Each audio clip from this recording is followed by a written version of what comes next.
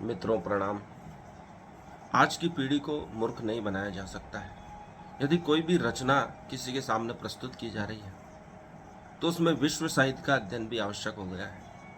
हमारे शास्त्रों का अध्ययन तो आवश्यक हो ही गया है। कृष्ण ने अर्जुन को जो समझाया, गीता ज्ञान दिया, अर्जुन को समझाना आसान नहीं था।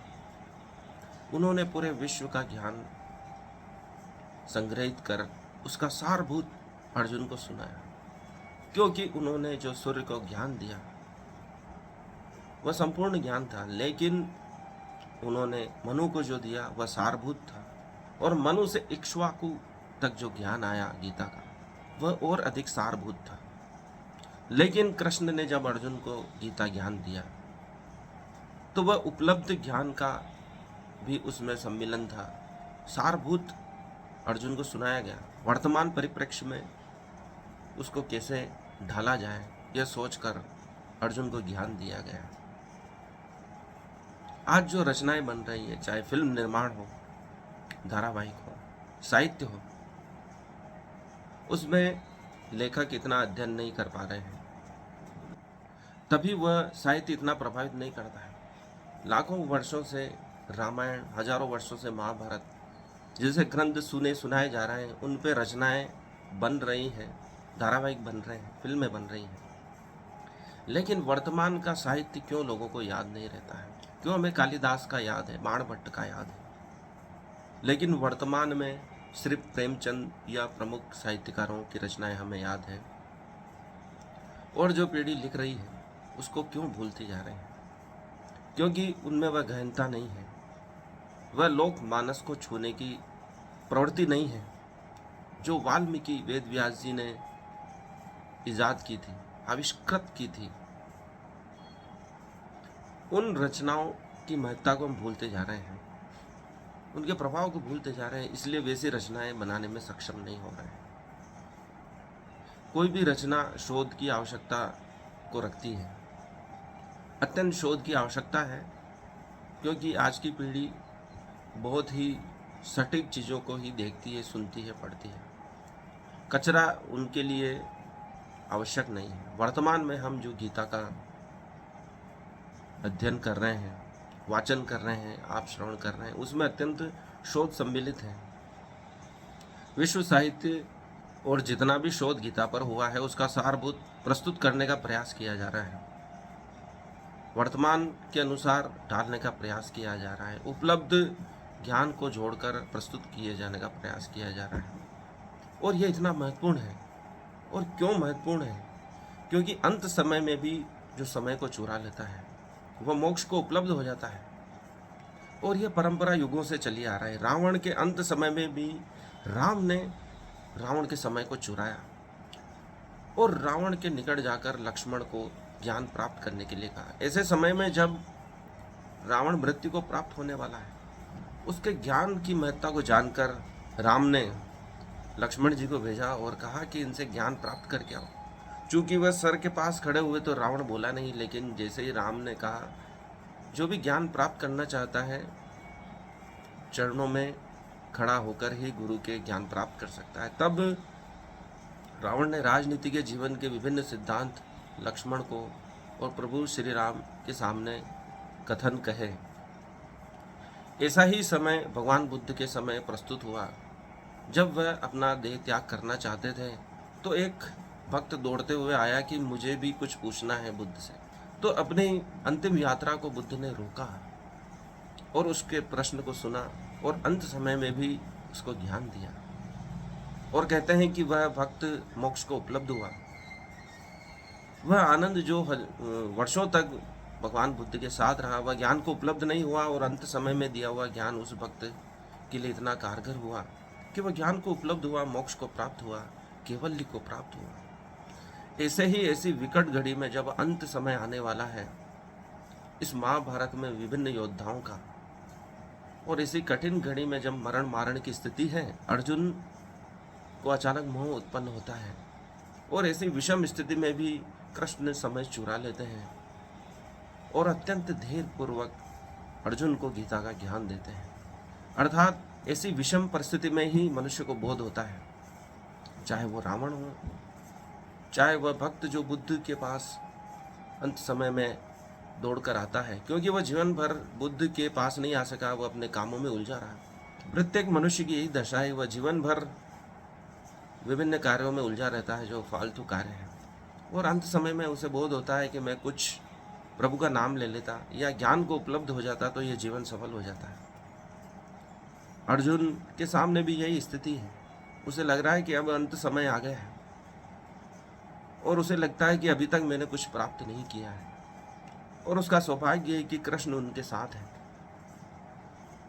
और वह ज्ञान को प्राप्त कर लेना चाहता है, क्योंकि उसे यह तो मालूम है कि कृष्ण कुछ विशेष है, वह दूसरों से अलग है, वह संसार के होकर भी संसार के नहीं है। कुछ दिव्य है जो उनमें घटा है, उसको वह समझ लेना चाहता है, क्योंकि उसने देखा है कि कितनी ही विषम परिस्थिति हो उससे कृष्ण निकाल लाते हैं। चाहे उन्हें उजाड़ वन जैसा खांडोप्रस्थ मिला, उसको कृष्ण ने इंद्रप्रस्थ बनवा दिया। पांडवों को स्वयंवर में द्रौपदी मिलने नहीं वाली थी, लेकिन कृष्ण के प्रयास से अर्जुन को द्रौपदी स्वयंवर में प्राप्त हुई। ऐसे कई उदाहरण हैं जिसमें कृष्ण पांडवों को समस्या से बाहर निकाल लाते हैं। केवल एक बार कृष्ण साथ में नहीं रहे, वह किसी युद्ध में उलझे हुए थे। शाल्व के साथ वह भयंकर युद्ध में उलझ गए थे और युद्ध क्रीड़ा हुई और पांडव उसमें हार गए। अर्थात जब परमात्मा एक क्षण भी तुमसे दूर होता है तो आपकी हार निश्चित है, यह कहानी यही कहती है। इसलिए हर क्षण परमात्मा को अपने आप से जोड़े रखो। फिर अर्जुन ने वह गलती नहीं करी। नारायणी सेना को भी त्याग कर अर्जुन ने कृष्ण को अपनाया, क्योंकि उसे मालूम है कि नारायण को एक क्षण भी छोड़ना हानिकारक हो सकता है, और परमात्मा स्वयं जब ज्ञान दे रहे हो तो उसका उद्धार होना निश्चित है। क्योंकि कृष्ण जानते हैं कि कार्य को बोझ समझकर यह मोहित हुआ जा रहा है।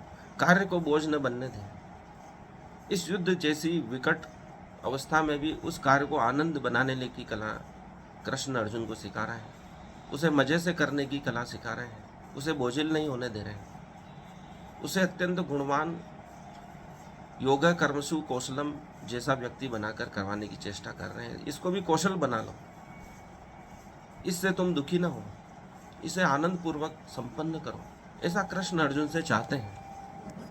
युद्ध को भी योग बनाने की कला कृष्ण अर्जुन को सिखा रहे हैं। आज हम तीसरा अध्याय भगवत गीता का प्रारंभ करेंगे, जो कर्म योग की शिक्षा देता है। प्रथम श्लोक कहता है, जायसी चेत कर्मण से मदा बुद्धिर जनार्दन। अर्जुन उवाच, जायसी चेत कर्मण से मदा बुद्धिर जनार्दन तब किम कर्मणि चौरे माम नियोजितसि केशव। अर्थात अर्जुन ने कहा, हे जनार्दन, हे केशव, यदि आप बुद्धि को सकाम कर्म से श्रेष्ठ समझते हैं तो फिर मुझे इस घोर युद्ध में क्यों लगाना चाहते हैं?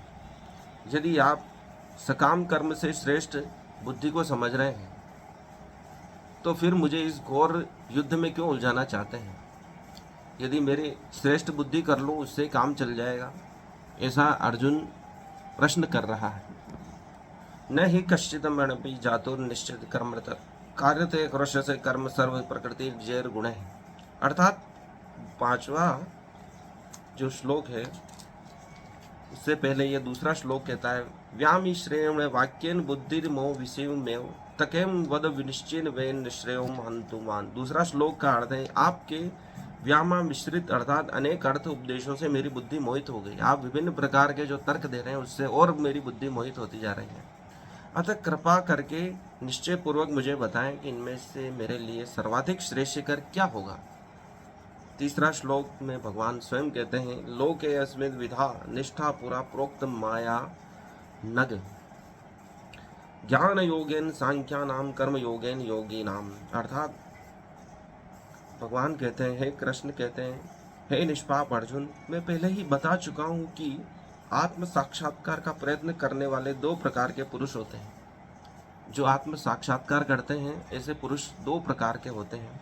कुछ इसे ज्ञान योग द्वारा समझने का प्रयत्न करते हैं, तो कुछ भक्तिमय सेवा के द्वारा। दो प्रकार के आत्म पुरुष होते हैं जो ज्ञान को उपलब्ध होते हैं, जो कर्म योग अर्थात भक्ति योग से प्राप्त करते हैं, दूसरे ज्ञान योग से इस ज्ञान को उपलब्ध करते हैं, अर्थात परमात्मा को उपलब्ध करते हैं।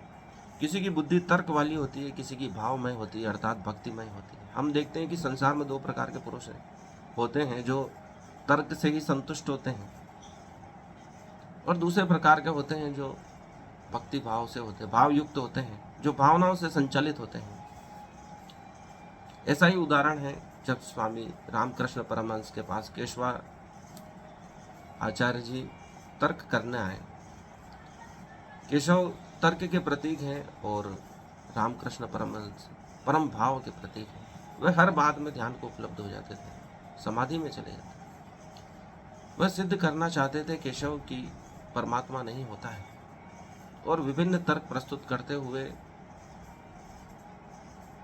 रामकृष्ण परमहंस को संतुष्ट करना चाहते हैं कि परमात्मा नहीं होता है, और ऐसे तर्क देते हैं जिससे सिद्ध करने का पूरा प्रयास करते हैं कि परमात्मा कहीं नहीं है। विभिन्न तर्क सुनकर आधे घंटे तक रामकृष्ण परमहंस कुछ नहीं बोलते हैं, और जब वह थक कर चुप हो जाते हैं और केशव भी देखते हैं कि ये तो प्रसन्न हो रहे हैं, मैं जो तर्क प्रस्तुत कर रहा हूँ, और कुछ बोल नहीं रहे हैं, और वह चुप हो जाता है कि ऐसे व्यक्ति से कैसे बहस की जाए जो कुछ जवाब ही नहीं देता है।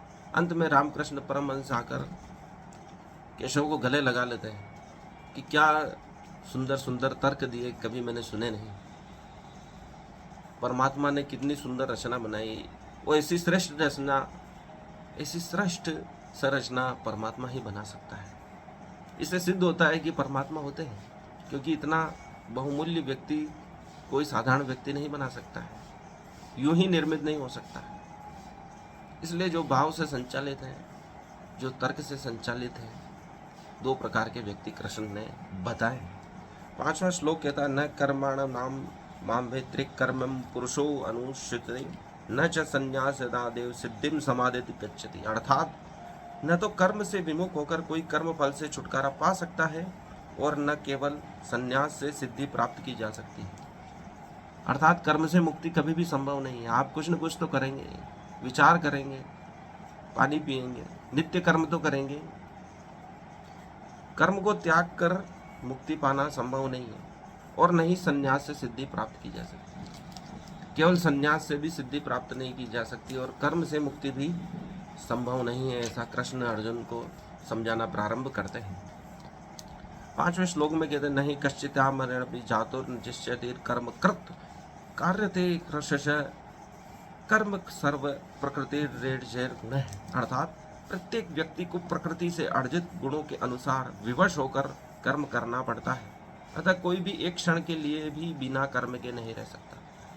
हम प्रकृति अधीन कर्म करते हैं, प्रकृति के अधीन होकर, सृष्टि के अधीन होकर कर्म कर रहे हैं। हमारा जो भी भाव स्वभाव है लाखों वर्षों से संचित है, कई जन्मों का परिणाम है हमारा वर्तमान शरीर और आत्मा का विकास।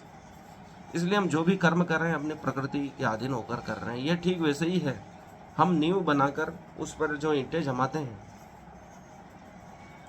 वह ईंट कैसे जमेगी वह कारीगर पहले ही बता देगा कि नींव को देख कर के इतनी ईंटें जमाई जा सकती है। जितनी नींव गहरी होगी उतनी ईंटें जमाकर ऊंचा भवन बनाया जा सकता है। वैसे ही हमारे पूर्व जन्म के संचित कर्म के आधार पर हम प्रकृति के अधीन होकर कर्म करते हैं। 6वां श्लोक कहते हैं, कर्मेंद्रियाणि संयम या आस्ते मनसा स्मरण इंद्रियात्मा मिथ्याचार स उच्यते। अर्थात जो कर्मेंद्रियों को वश में तो करता है, किंतु जिसका मन इंद्रिय विषयों का चिंतन करता रहता है, वह निश्चित रूप से स्वयं को धोखा देता है और मिथ्याचारी कहलाता है। अर्थात जो अपने कर्म इंद्रियों, अर्थात जो भी हमारे शरीर में इंद्रियां हैं उसके वश होकर कर्म करता है, किंतु जिसका मन इंद्रिय विषयों का चिंतन करता रहता है, वह इंद्रिय विषयों का चिंतन करते हुए कर्म करता है, वह निश्चित रूप से स्वयं को धोखा दे रहा है और वह मिथ्याचारी कहलाता है। कर्मेंद्रियों को वश में तो करता है, अर्थात जो अपनी इंद्रियों को वश में कर लेता है, लेकिन मन से भी अगर वो इंद्रियों की कल्पना कर रहा है, विषयों की चिंता कर रहा है, खराब विचारों की चिंता कर रहा है, तो वह स्वयं को धोखा ही दे रहा है। मन में भी शुद्ध भाव होना चाहिए और इंद्रियों द्वारा भी वास्तविक रूप से शुद्ध कर्म होना चाहिए। तभी वह वास्तविक रूप से सत्पुरुष कहलाता है, स्थिर बुद्धि का कहलाता है, ज्ञानी पुरुष कहलाता है, मोक्ष को उपलब्ध व्यक्ति कहलाता है। वह निश्चित रूप से अगर ऐसा नहीं कर रहा है तो वह स्वयं को धोखा दे रहा है, वह मिथ्याचारी है। 7वां श्लोक कहता है, यस्वित कर्मणि यत्सित इंद्रियाणि मनसा नियम महारते अर्जुन, कर्मेंद्रिय है कर्मयोगमस्ततः स विशिष्यते। अर्थात दूसरी ओर यदि कोई निष्ठावान व्यक्ति अपने मन के द्वारा कर्मेंद्रियों को वश में करने का प्रयत्न करता है और बिना किसी आसक्ति के कर्म योग प्रारंभ करता है तो वह अति उत्कृष्ट है। अर्थात अपनी इंद्रियों को भी वश में रखता है और अपने मन को भी वश में रखता है तो वह कर्म योग कर रहा है, ऐसा कृष्ण कहते हैं। कर्म योगी की यही पहचान है कि वह मन और कर्म से शुद्ध भाव से कर्म करें, तो वह कर्म योगी कहलाता है। अर्जुन को यह शिक्षा कृष्ण दे रहे हैं ताकि वह कर्म योग को अच्छी तरह समझ सके। मनसा वाचा कर्मणा, मन और वचन से जो कर्म शुद्ध भाव से करता है वही कर्म योगी है। 8वां श्लोक कहता है, नियतम कुरु कर्मजम नियतम कुरु कर्म त्वम कर्म जाय तो हर्ष कर्मण शरीरम त्रायति च ते न प्रसिद्ध तेव कर्मणा। अर्थात अपना नियत कर्म करो, क्योंकि कर्म न करने की अपेक्षा कर्म करना श्रेष्ठ है। कर्म के बिना तो शरीर निर्वाह भी नहीं हो सकता। कुछ नहीं कर सकते हैं तो अपना नियत कर्म करो। अमेरिका में बच्चों को शिक्षा दी जाती है, मिलिट्री में शिक्षा दी जाती है कि उठते ही सबसे पहले अपना बिस्तर की घड़ी करो। अर्थात नियत कर्म प्रारंभ से ही प्रारंभ कर दो, अर्थात उठते ही नियत कर्म चालू कर दो। इससे तुम्हें दुखी नहीं होगे, हीन भावना नहीं आएगी, तुम्हें दिन बर्बाद नहीं लगेगा। भारत में परंपरा है कि उठते ही हमें अच्छे कर्म करने चाहिए ताकि हमारा पूरा दिन शुभ निकले।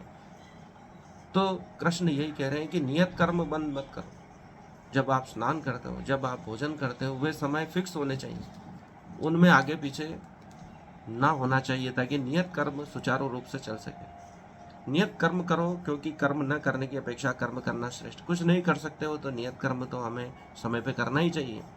कर्म के बिना तो शरीर निर्वाह भी नहीं हो सकता। यदि आप नियत कर्म नहीं करोगे, आप नौकरी नहीं करोगे, व्यापार नहीं करोगे, तो इस शरीर का निर्वाह नहीं होगा।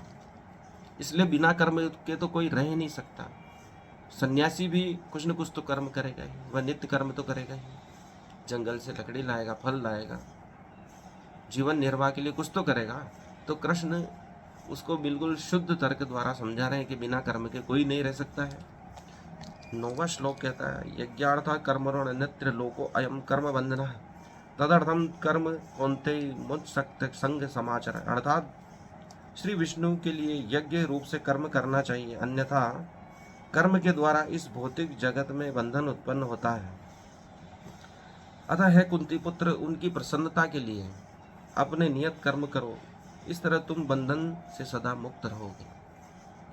अर्थात कर्म ही यज्ञ है, यज्ञ रूप से कर्म करना चाहिए। अर्थात कर्म कैसे करना चाहिए, जैसे यज्ञ किया जाता है। सभी प्रकार की उसमें औषधियाँ जड़ी बूटियों से हम हवन करते हैं, अर्थात अपने कर्म को जला देते हैं, उसका एक अंश भी नहीं बचता। यज्ञ क्या तात्पर्य है, उसमें अग्नि में सभी औषधियाँ यज्ञ सामग्री का हवन किया जाता है। अर्थात कर्म ऐसे करो कि कर्म बचे नहीं। यज्ञ को कर्म के रूप में कहने का तात्पर्य यही है। इसको हजारों वर्षों से सही नहीं समझा गया। यज्ञ में हम देखते हैं क्या होता है, सब चीज़ें जल जाती हैं और जो सारभूत है वह परमात्मा को अग्नि के द्वारा प्राप्त होती है, देवताओं को प्राप्त होती है। यज्ञ में क्या होता है, सभी औषधियाँ, जो भी घी इत्यादि उसमें सामग्री, सुगंधित द्रव्य डाला जाता है, वो सब भस्म हो जाता है। वैसे ही कर्म को कृष्ण कह रहे हैं यज्ञ की भांति किया जाए।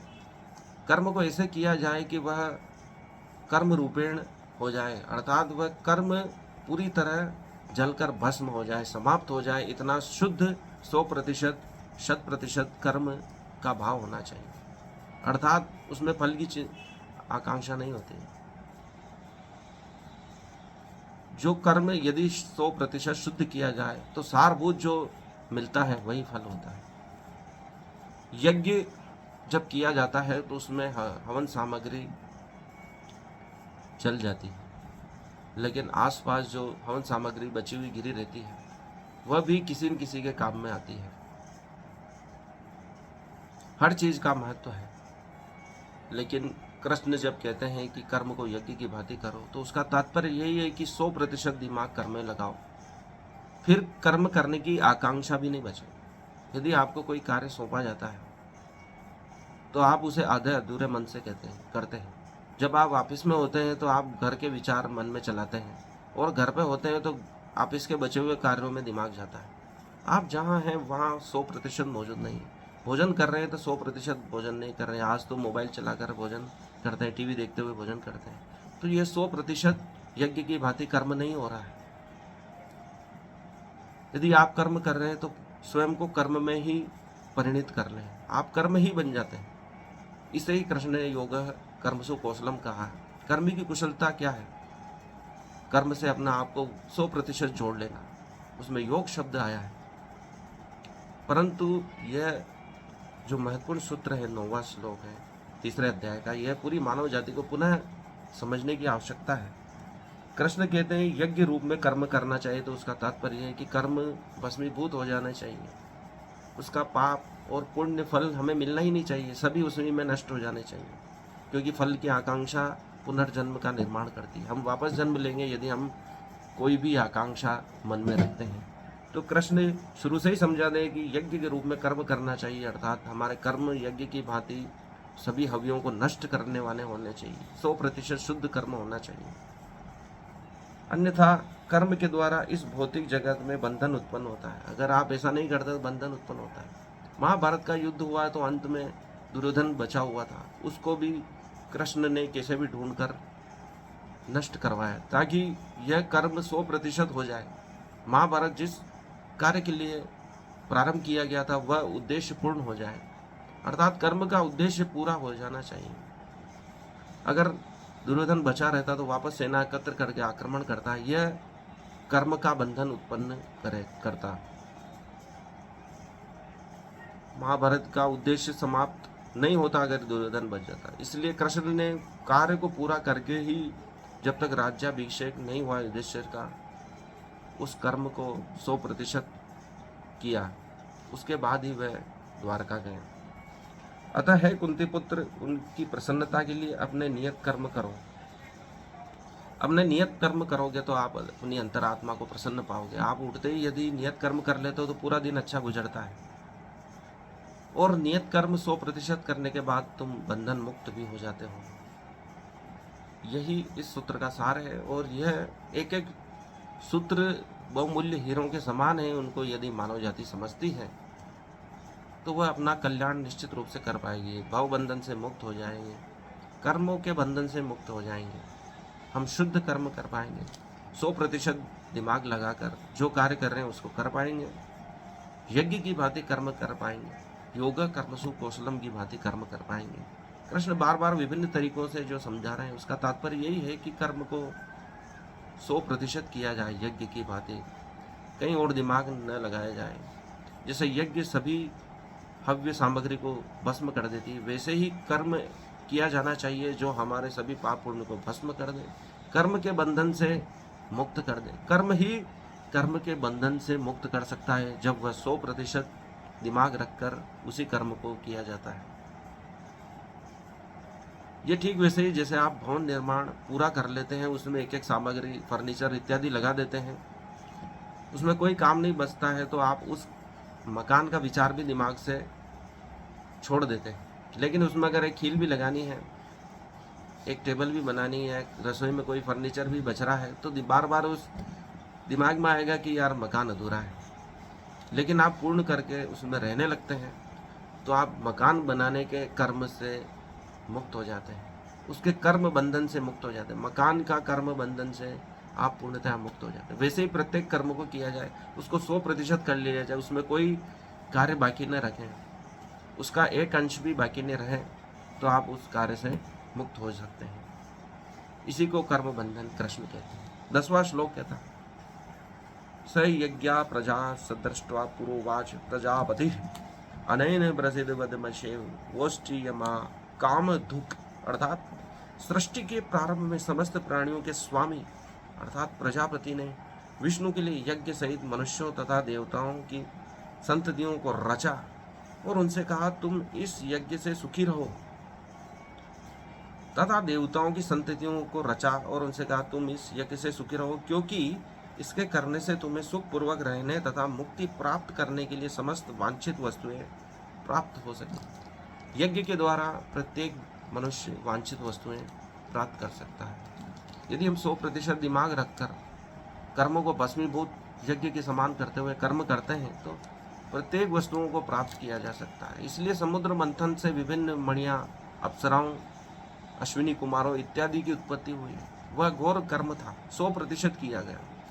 समुद्र से रत्न निकाले गए। सृष्टि के प्रारंभ से समस्त प्राणियों के स्वामी अर्थात प्रजापति ने विष्णु के लिए यज्ञ सहित मनुष्यों तथा देवताओं की संततियों को रचा। यज्ञ के द्वारा ही मनुष्यों और देवताओं की संततियों का निर्माण हुआ है। अर्थात यज्ञ प्रारंभ से ही महत्वपूर्ण रहा है। उनसे कहा, तुम इस यज्ञ से सुखी रहो। बिना यज्ञ के व्यक्ति सुखी नहीं रह सकता है। अर्थात 100% हम कर्म करते हैं दिमाग रखकर तो उससे एक आनंद प्राप्त होता है। जब भी आप बढ़िया काम करते हैं या पूरा कार्य हो जाता है तो आपको एक आनंद की अनुभूति होती है। यज्ञ भी वही कर्म है। पूर्णतया किया जाने वाला कर्म यज्ञ कहलाता है। 100% कार्य हो चुका है, देवताओं की संततियों और मनुष्यों का निर्माण हो चुका है तो वह यज्ञ हुआ है और वह कार्य पूर्ण होते ही आपको आनंद की अनुभूति होगी। यदि कार्य पूर्ण हो जाता है तो वही यज्ञ कहलाता है, क्योंकि इसके करने से तुम्हें सुखपूर्वक रहने, मुक्ति प्राप्त करने के लिए समस्त वांछित वस्तुएं प्राप्त होगी। इससे भौतिक उपलब्धि भी होती है और आध्यात्मिक उपलब्धि भी होती है। ऐसा कृष्ण अर्जुन को कहते हैं। आज के लिए इतना ही। धन्यवाद मुझे सुनने के लिए। ये 10 श्लोक 3रे अध्याय के हो चुके हैं। अगले श्लोक अगली कड़ी में प्रारंभ किए जाएंगे। भगवत गीता का एक एक सूत्र पर शास्त्र लिखे जा सकते हैं, क्योंकि वह समस्त शास्त्रों का सार इसमें प्रस्तुत करते हैं, लेकिन अनेकानेक वर्षों में इनके अर्थ बदलते रहते हैं। इसमें विभिन्न शोधों की आवश्यकता है। मनुष्यों के विचारों को संग्रहित कर पुनर्व्याख्या की आवश्यकता है। ये मानव जाति के लिए बहुमूल्य रत्न है। यदि इसे मनुष्य सुनता है तो उसका उद्धार निश्चित है। वह उसी क्षण चिंताओं से मुक्त हो सकता है, तनाव से मुक्त हो सकता है। वह सिखाता है कि हम कर्म को कैसे करें, इस ध्यान को उपलब्ध कैसे हुआ जाए, जो कर्म कर रहे हैं उसमें 100% दिमाग कैसे रखें, यज्ञ की बातें कर्म कैसे करें। अर्थात 100% कर्म बराबर यज्ञ है। यदि हम 100% दिमाग रखकर कर्म करते हैं, संपूर्ण कार्य कर लेते हैं तो वह यज्ञ कहलाता है। यज्ञ का तात्पर्य है कि सब औषधियाँ जलकर देवताओं को हवि प्राप्त हो जाओ अग्नि के माध्यम से। तो कर्म भी ऐसा ही करना चाहिए कि उसकी सिद्धि प्राप्त हो जाए, लेकिन सिद्धि की कामना मन में न हो, तभी वह कर्म 100% शुद्ध कहलाता है। उसे योग की भांति कृष्ण समझाते हैं। कर्म फल की चिंता न करते हुए कर्म करने की आवश्यकता पर समझाते हैं। भक्तिमय कर्म करें, अर्थात परमात्मा को साथ में रखकर कर्म करें। बिना परमात्मा की उपस्थिति के, बिना परमात्मा को हम मन में बैठाए कर्म करते हैं तो उसके अशुद्ध होने की पूरी संभावना है। कर्म बंधन में फंसने की पूरी संभावना है, क्योंकि बिना परमात्मा के हम सोचेंगे ये कर्म जो कर रहा हूँ मैं स्वयं कर रहा हूँ, लेकिन हम सोचते हैं कि जो भी कर्म हो रहे हैं परमात्मा के निमित्त हो रहे हैं, तो वह कर्म बंधन से मुक्ति दिलाता है। और ऐसे कर्म को ही कृष्ण यज्ञ कहते हैं।